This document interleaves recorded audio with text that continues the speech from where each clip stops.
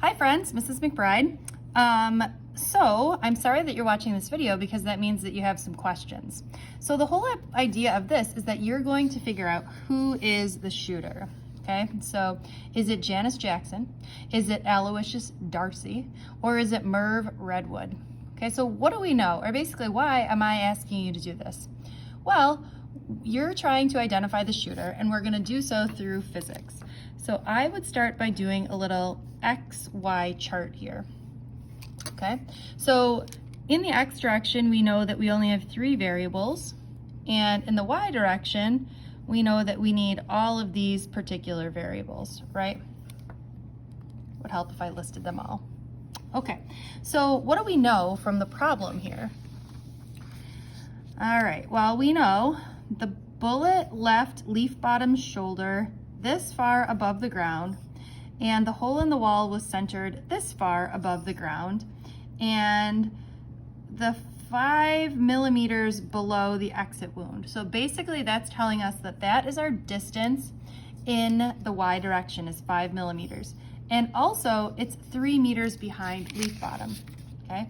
So 5 millimeters is 0.0055 meters. And we also know in the X direction that this is 3 meters, okay? We know this is technically negative because it's going down. You also know that the initial velocity in the Y direction is 0 because it says that it emerged from leaf bottom shoulder with a perfectly horizontal velocity, okay? The acceleration is -10 or -9.8, okay? And you're looking for basically what is the speed of the gun, because each one of these people has a different gun with a different muzzle velocity.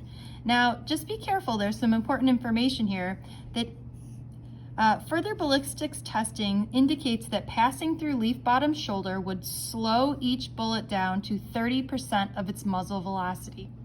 So if we figure out what is the muzzle velocity here, we should be able to match it to 30% of each one of these particular guns to figure out who is the shooter. Hypothetically, yes, correct? Okay. So we would be in business if we knew what the time was. We don't know what the time is, so solve for time over here first, bring this time over here, and then solve for the velocity. Compare that velocity with the muzzle velocities, and you're going to let me know who you think the shooter is. All right, good luck.